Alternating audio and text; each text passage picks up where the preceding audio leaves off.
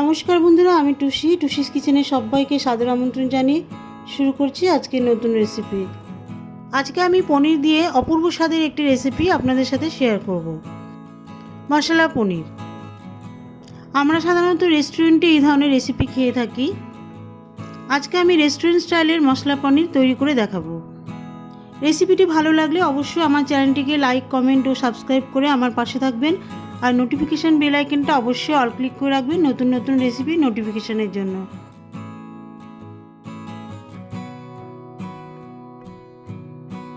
এখানে 400 গ্রাম পনির আছে। পনির প্রথমে আমি বড় বড় কিউব করে কেটে নেব। পনির বড় বড় করে কাটলে দেখতেও সুন্দর লাগে, খেতেও ভালো লাগে।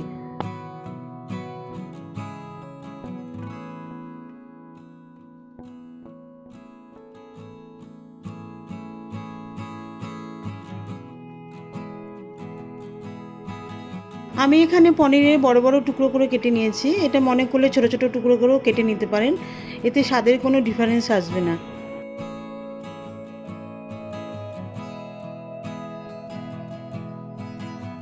এবার এই রেসিপির জন্য মশলা তৈরি করে নেব। একটি মিক্সিতে দিয়ে দিচ্ছি 7-8 টুকরো আদা, দুটো মাঝারি সাইজের টমেটো, 10টা গোটা কাজু বাদাম, 4টে কাঁচা লঙ্কা আর সামান্য পরিমাণ জল মিশিয়ে পেস্ট বানিয়ে নেব।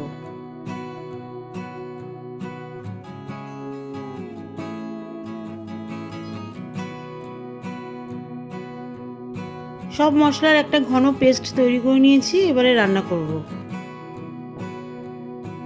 একটি ননস্টিক কড়াই দিয়ে দিচ্ছি প্রায় 100 গ্রাম মতন সাদা তেল বা রিফাইন্ড অয়েল। হাই হিটে তেল গরম করে গ্যাসের আঁচটাকে স্লো করে দিচ্ছি। এবারে পনিরের টুকরোগুলো একটা একটা করে তেলের মধ্যে ভেজে নেব।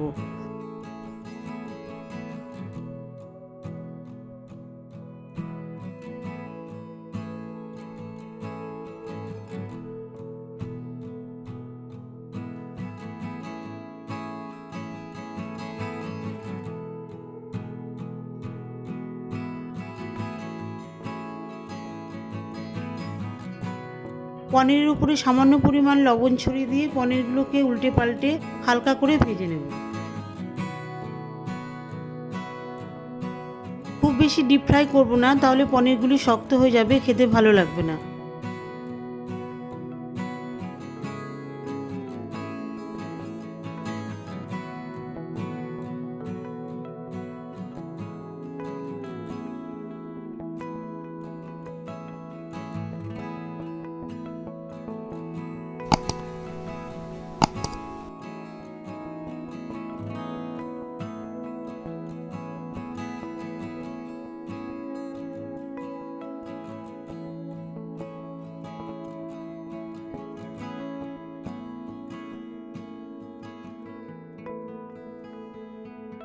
ভাজা পনিরগুলি তুলে না হয়ে গেলে ওই তেলেই শুকনো মশলা ফোড়ন দিয়ে দেবো।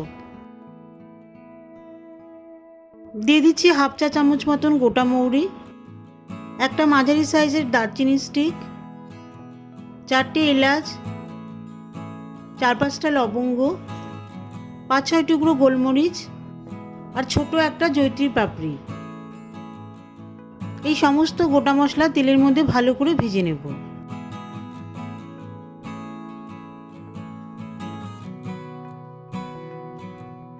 ফোড়নগুলো থেকে যখন খুব সুন্দর মিষ্টি মিষ্টি একটা গন্ধ আসবে, এই সময় দিয়ে দিব মশলার পেস্ট, যেটা মিক্সিতে পেস্ট করেছিলাম দেখিয়েছিলাম, সেটা দিয়ে দিচ্ছি।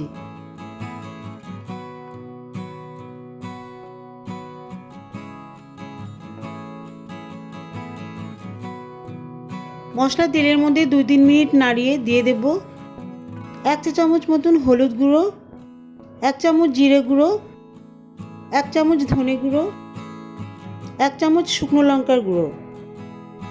এই সব শুকনো মশলা দিয়ে দেওয়ার পরে আরও 3-4 মিনিট ধরে মশলা কষিয়ে নেব, যাতে মশলা পুরোপুরি কষানো হয়ে যায়, মশলার মধ্যে কোনো রকম কাঁচা গন্ধ যেন না থাকে।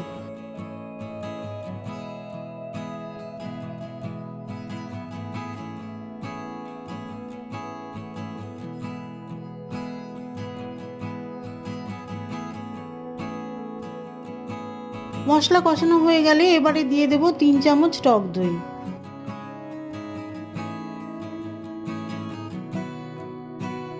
টক দই দিয়ে দেওয়ার পরে মশলার মধ্যে টক দই ভালো করে 2-3 মিনিট ধরে মিশিয়ে দেব।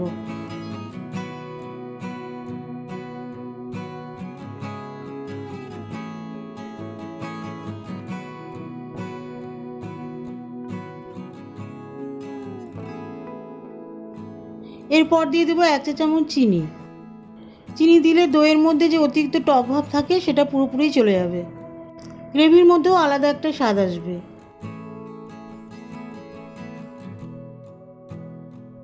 চিনি গ্রেভির মধ্যে ভালো করে মিশিয়ে দেওয়ার পরে দিয়ে দেবো সামান্য পরিমাণ কাসুরি মেথি। কাসুরি মেথি দিলে গ্রেভির মধ্যে খুব সুন্দর একটা ফ্লেভার আসবে।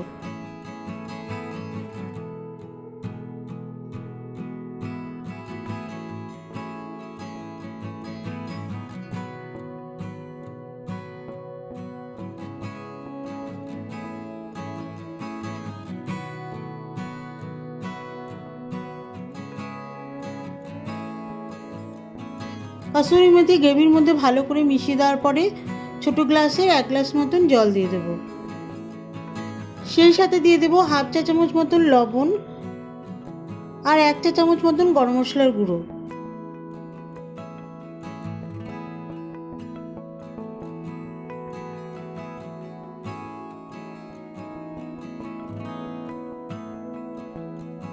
লবণ আর গরম মশলা ঝোলের মধ্যে ভালো করে মিশিয়ে দিয়ে ভাজা পনিরগুলো একটা একটা করে দিয়ে দেব।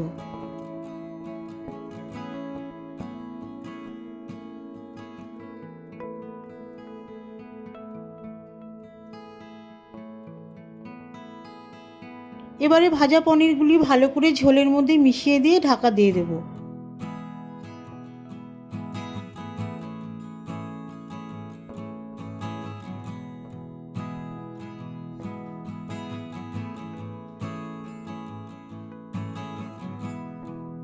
পাঁচ মিনিট পর ঢাকনা তুলে নেব।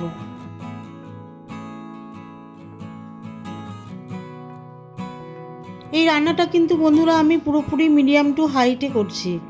পুরো মশলা কষানো থেকে রান্না শেষ অবধি পুরোপুরি মিডিয়াম টু হাইটে রান্না করছি।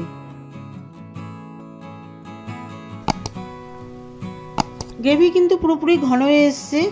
পনিরগুলি গ্রেভির মধ্যে ভালোভাবে আবারও নাড়িয়ে নিয়ে সামান্য পরিমাণ কুচনো ধনেপাতা ঝোলের মধ্যে ভালো করে মিশিয়ে দেব।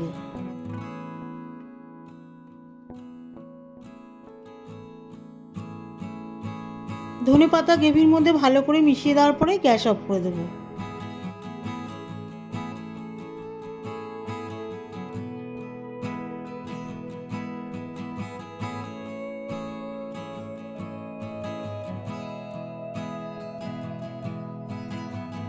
পাঁচ মিনিট পর সার্ভ করছি। দেখতে কিন্তু খুব সুন্দর হয়েছে। গরম গরম রুটি, পরোটা, ফ্রাইড রাইস, পোলাও, ভাত সব কিছুর সাথে খান, খেতে অপূর্ব লাগবে। তাহলে বন্ধুরা রেসিপিটি যদি ভালো লাগে আমার চ্যানেলটিকে অবশ্যই লাইক, কমেন্ট ও সাবস্ক্রাইব করে আমার পাশে থাকবেন আর অবশ্যই শেয়ার করবেন। দেখা হবে পরবর্তী ভিডিওতে নতুন কোনো রেসিপি নিয়ে। ভালো থাকবেন, সুস্থ থাকবেন।